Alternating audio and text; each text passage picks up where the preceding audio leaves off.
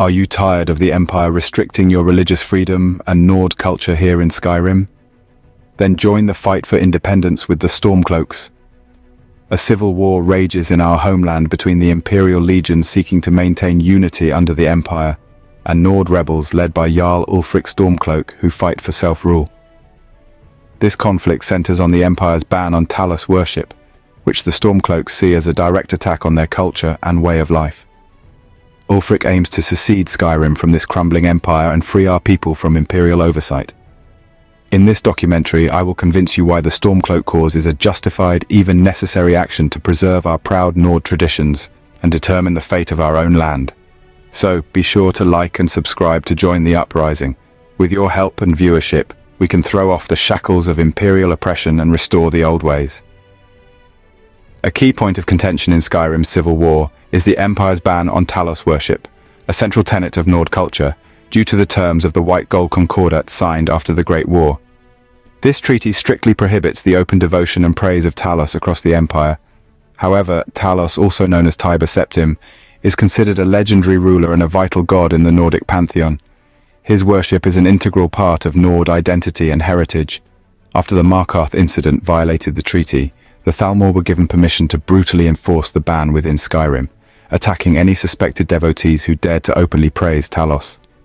As a result, the worship of Talos persists in Skyrim, but only in great secrecy, or in Stormcloak-controlled territory, where the Thalmor's reach has not extended. Even in such territory, the restoration of Talos praise is not as open as it once was before the Great War and treaty that followed thereafter. Ulfric Stormcloak and his followers rightfully demand a full open restoration of Talos devotion, without fear of persecution from the Empire or the Old Merry Dominion, so that the people of Skyrim need not hide their faith any longer. They see it as their sacred duty to fight for and preserve this vital part of the Nord way of life and culture, so that future generations need not grow up without these traditions. If the Stormcloaks achieve victory in the Civil War, it would mean a permanent end to the ban on Nord culture within Skyrim, and truly restore religious freedom once more after years of oppression. The old temples could reopen without disguise, and pilgrimages to sacred shrines renewed without repercussion.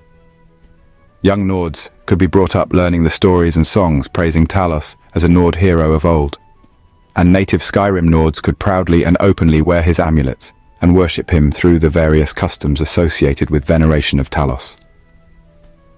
There would be no more need for Nords to hide their faith or worship in secrecy. However, this cultural and religious autonomy would require Skyrim to secede from the Empire, a move that many view as sacrificing unity and stability in the name of Nord independence. It is a complex debate with compelling arguments on both sides. Ultimately, the path taken will profoundly shape the fate of Skyrim and its native people's cherished heritage and traditional way of life. An independent Skyrim could restore customs banned by the Empire, but risk standing alone against future threats like the Dominion. Remaining in the Empire means those cherished parts of Nord culture remain suppressed and watered down at the dictate of elves who do not remotely share Nord beliefs or values. And that is something men like Ulfric Stormcloak are unwilling to accept, even if secession does come with many inherent risks and uncertainty. Which side holds the righteous cause remains fiercely debated to this day. But time is running short. The people of Skyrim cannot wait in limbo forever and unite under one banner if they are to have any hope against the World Eater and future events. The Mede Empire is but a shadow of its former glory after continued weakness and humiliation following the Great War against the Aldmeri Dominion. Titus Mede II prioritized saving Cyrodiil, sacrificing Hammerfell to the Dominion, then signing the White Gold Concordat outlawing Talos worship to appease the Thalmor. This failed to protect the Empire's subjects, the Nords in particular.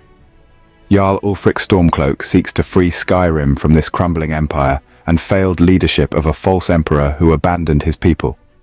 The Stormcloaks fight for independence, so Skyrim can once again be ruled by Nords alone, without Imperial oversight.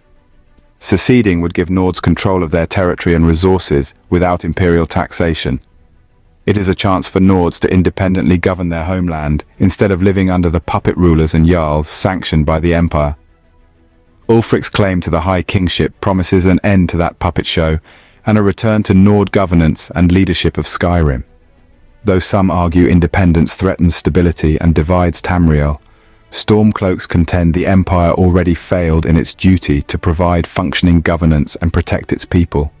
Either path holds uncertainty, but with Nord's sons and daughters ruling a free Skyrim, the fate of the land will rest in more worthy hands. A key motivation drawing many youths to the Stormcloak cause is the sheer thrill and excitement of revolution. Young people inherently seek change and making their mark to reshape the world. Joining an epic rebellion offers a chance to be part of a legendary saga, tales that will be told for generations about the heroes who stood up and changed Skyrim's destiny. It breaks up the repetitive, dull routine of village life for adventurous souls yearning for more. The promise of adventure, glory, and an uprising against tyranny understandably electrifies the spirit. The rebellion also appeals to one's sense of duty by inviting them to join an impassioned movement bigger than oneself and fight for their cultural legacy. With great chaos comes great possibility as well. Revolution opens doors for bold pioneers to shape society anew on the frontier of this budding Nord nation. It is the rare chance to have an impact that truly changes the course of history, ensuring one's name and deeds are forever remembered in the annals of time. Who would not want to proudly say they took part in the great Stormcloak revolution that ushered in the second era of Nord independence?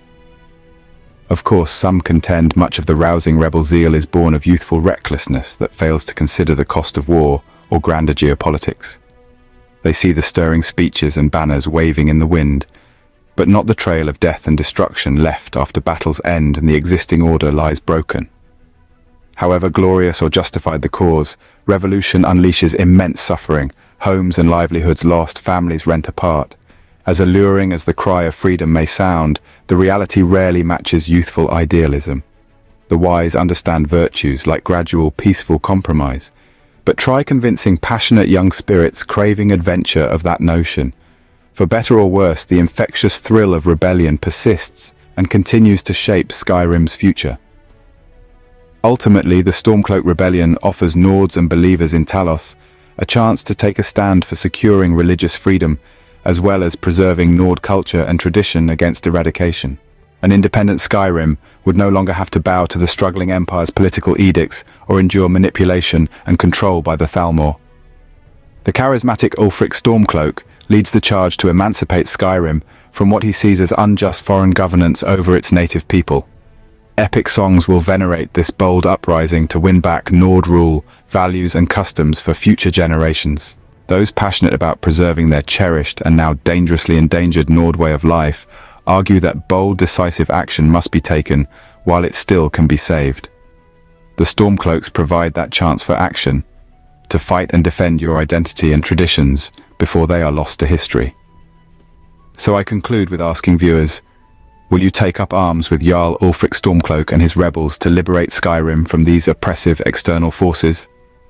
I welcome any thoughts, perspectives or reflections in the comments. And don't forget to like and subscribe to my channel for more in-depth analysis on important issues affecting Skyrim and all of Tamriel.